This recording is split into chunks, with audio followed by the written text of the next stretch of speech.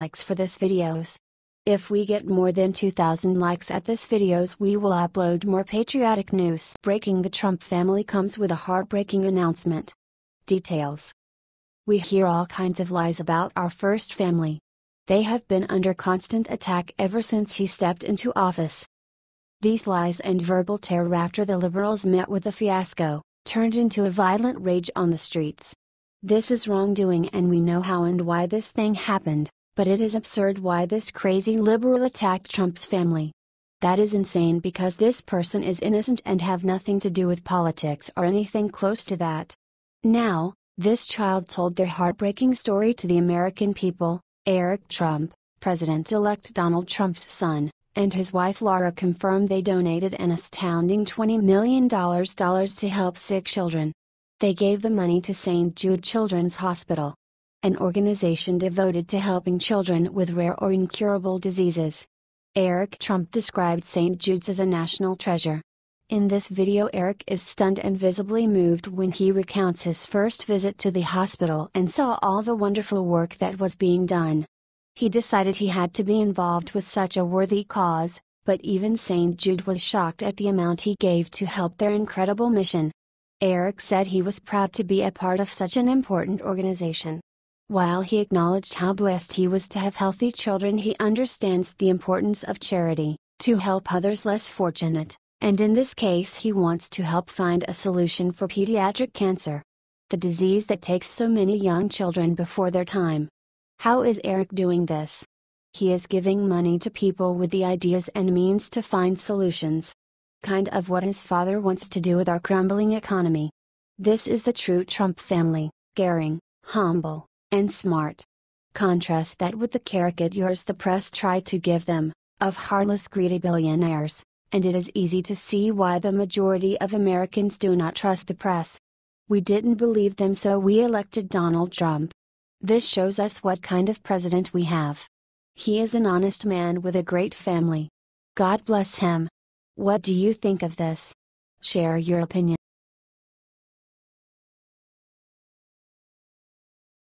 IT started. President Trump met with a very important person for the first time. Condoleezza Rice returned to Washington, D.C. She has appointed a meeting with President Trump at 10 a.m. after she met with Vice President Mike Pence earlier today, according to the Washington Examiner. Condoleezza Rice has a meeting with Mike Pence and then he walks her into the Oval Office to meet the boss? Very interesting.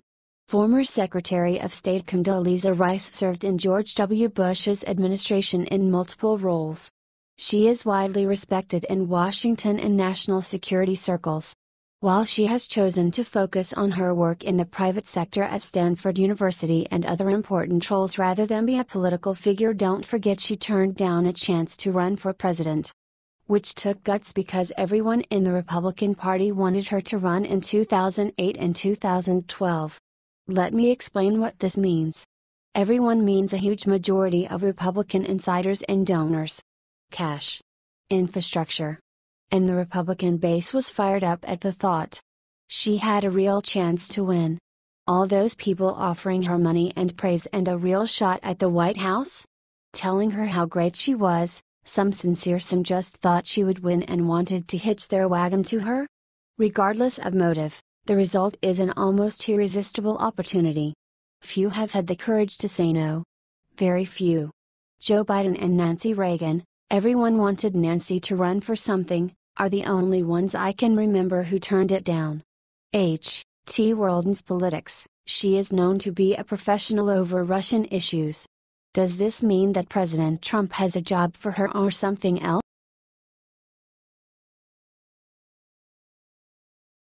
Massive news: President Trump just got the best news of his presidency. Look what happened to him today.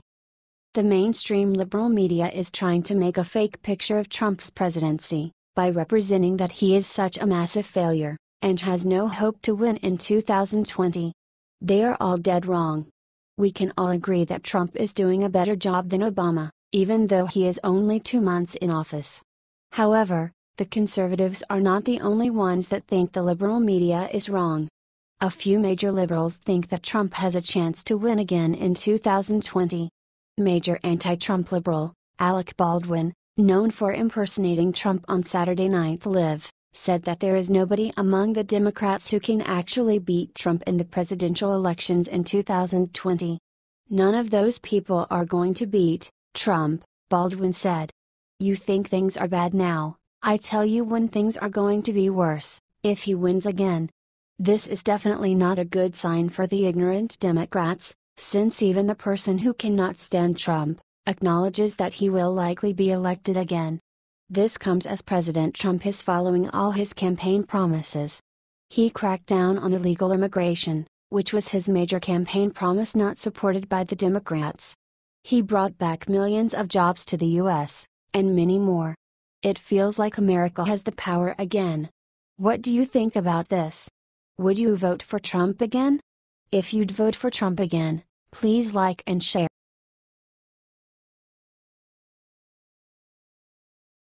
Unthinkable. CBS reporter tries to embarrass Ivanka Trump, immediately regrets it. Liberal hack Gayle King just interviewed Ivanka Trump on CBS and attacked her right away. But Ivanka proved once again that she's just like her father and can stand up against the liberal media. Gayle asked Ivanka if she felt complicit with what her father was doing to the White House, and Ivanka saw right through this attack. Gayle wanted her to apologize for her father, and instead she stood up for President Trump and destroyed Gayle King on live TV. Video below. If being complicit is wanting to be a force for good and to make a positive impact, then I'm complicit. I don't know what it means to be complicit, but I hope time will prove that I have done a good job, and much more importantly that my father's administration is the success that I know it will be. Watch this 1-minute clip, then share on Facebook if you stand with Ivanka and President Trump.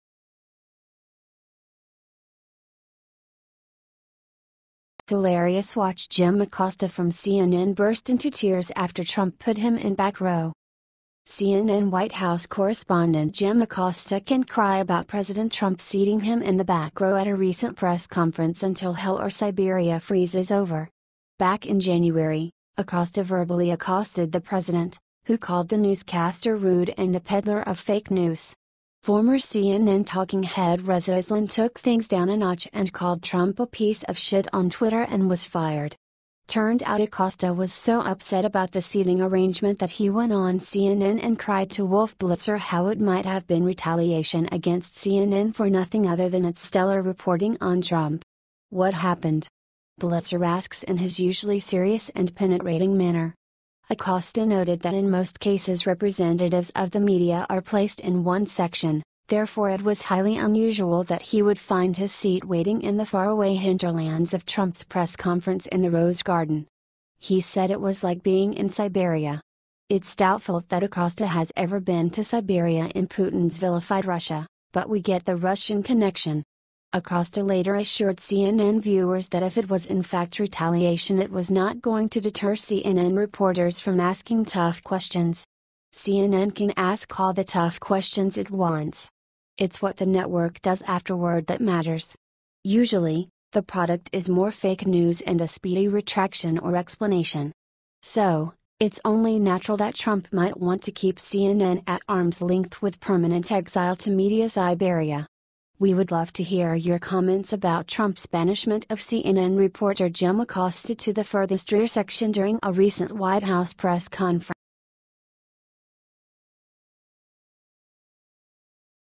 Alert City tells Trump to take down American flag, so he does this instead. Video. Donald Trump is true American. On one of his luxurious properties in Palm Beach, Florida, Trump proudly flies the American flag. Now, it appears that Trump may be punished for flying the flag at Mar-a-Lago, given that authorities found that it was hung at 50 feet. City ordinances call for flagpoles to be kept under 30 feet. If charges hold, Trump could be forced to pay $120,000. For what? Being extra patriotic? Trump was determined not to remove the flag, so he decided to lower it to 30 feet. He also called for the city to donate the fine to veterans organizations. "I'm a very patriotic guy," Trump said in a statement. "I'm very proud of the country, and I don't want to take down the American flag.